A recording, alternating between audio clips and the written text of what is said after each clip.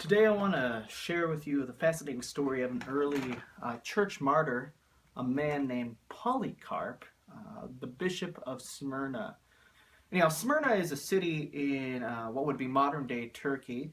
Um, I'm not sure how big it is at this point in time, but big enough to have a Roman governor or the proconsul there in Smyrna. And there was a time of persecution that breaks out, and Christians are being dragged into this arena and being tortured by wild animals. You guys have heard the stories of these sorts of martyrdoms. And apparently there's this one young man who's martyred named Germanicus, who impresses the crowd so much by his actions in the arena that it actually, in some ways, instead of impressing them in a positive way, it actually fires the crowd up. And I guess the people in the crowd know that Polycarp is this great Christian leader there in the city. And so after seeing Germanicus die, they're like, bring Polycarp here. We want to see Polycarp killed. And so the proconsul sends men out to find Polycarp. Now, Polycarp is somewhere else in the city, and Christian brothers and sisters are coming to him. Hey, you need to leave because the proconsul's got these men coming after you. And Polycarp is this old godly man, and he's like, you know what?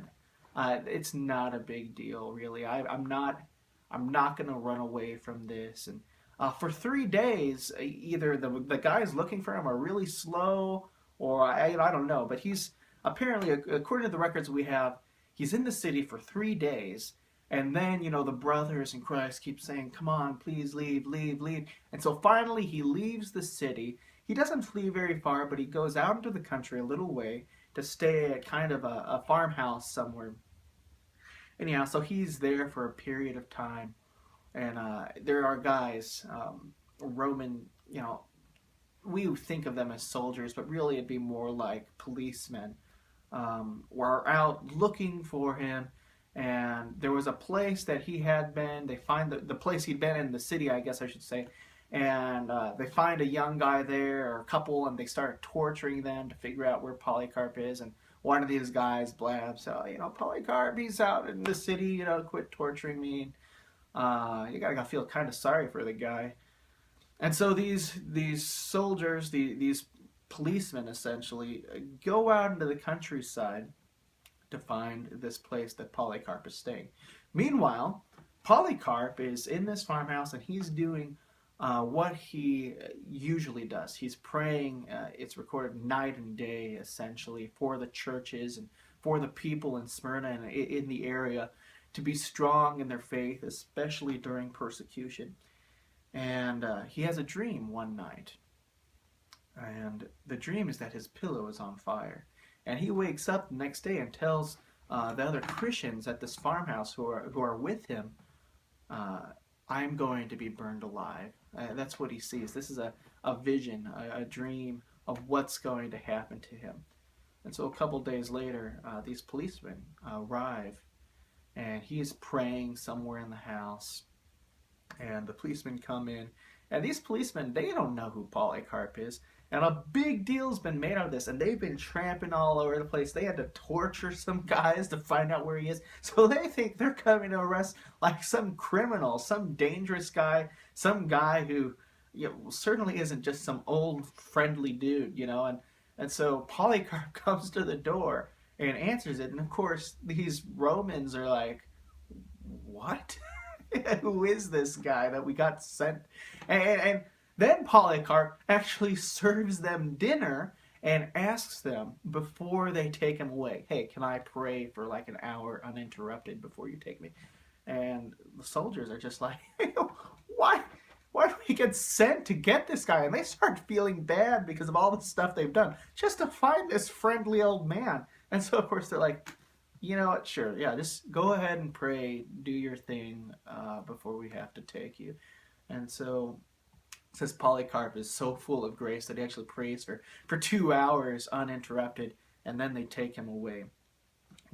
Well, they bring him into the city before the proconsul, and this kind of goes as it often does. The proconsul, his whole goal is to get Polycarp to renounce Christ In fact, in the Roman Empire, sometimes Christians and people like Christians would be referred to as atheists, which doesn't make sense to us today, but because they kind of rejected the Roman pantheon of gods, they were the ones who, in some sense, didn't believe in the gods. They were an atheist. They'd rejected those gods.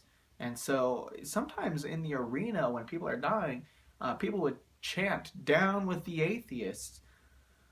Kind of strange. But anyhow, so the proconsul's like, "Hey, renounce Christ." And Polycarp's, "Man, like, I cannot do that. I cannot do that.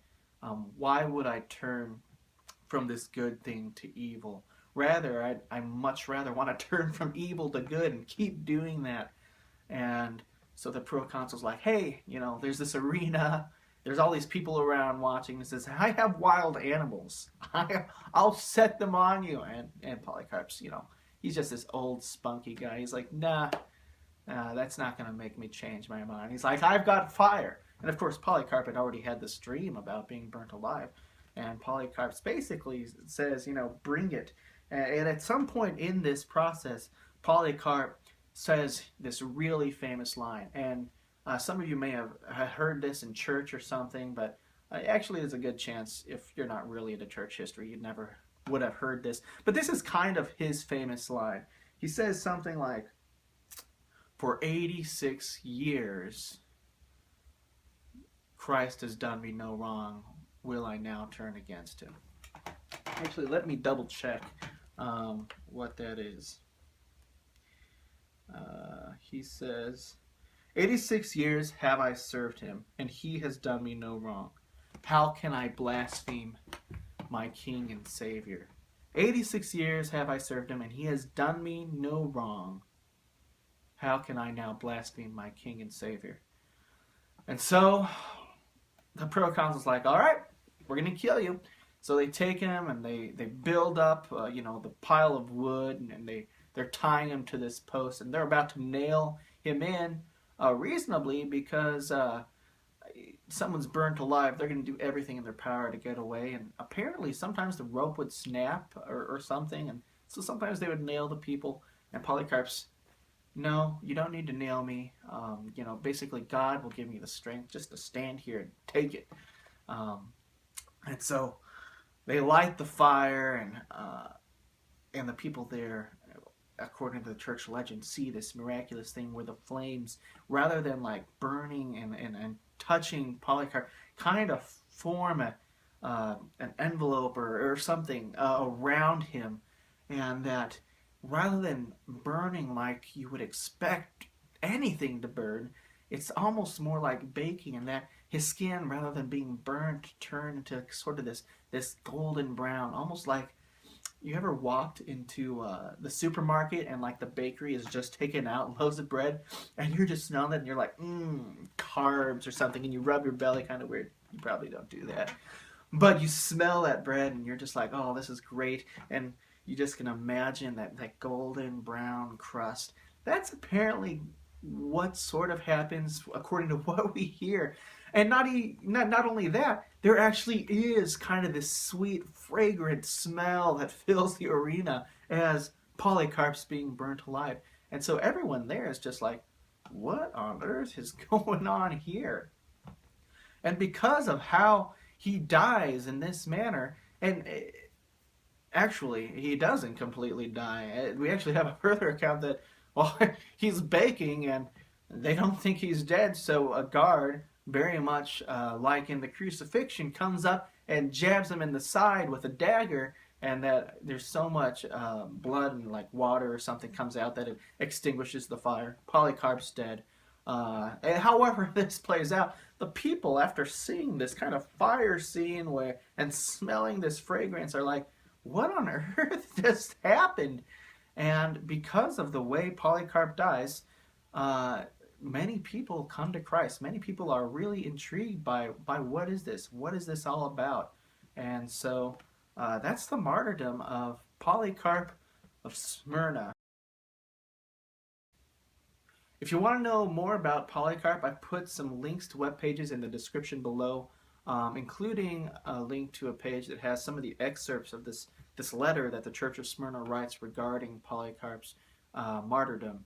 And now, of course, you can take some of this story, as a church legend, but there is still a profound impact. Polycarp is a real man. We have many historical accounts of him, and even if his martyrdom is a fantastic story, perhaps even somewhat unbelievable, he is still a martyr, and there is no doubt that his witness for Christ really helped bolster and build up the church in the 2nd century AD. We'll see you next time.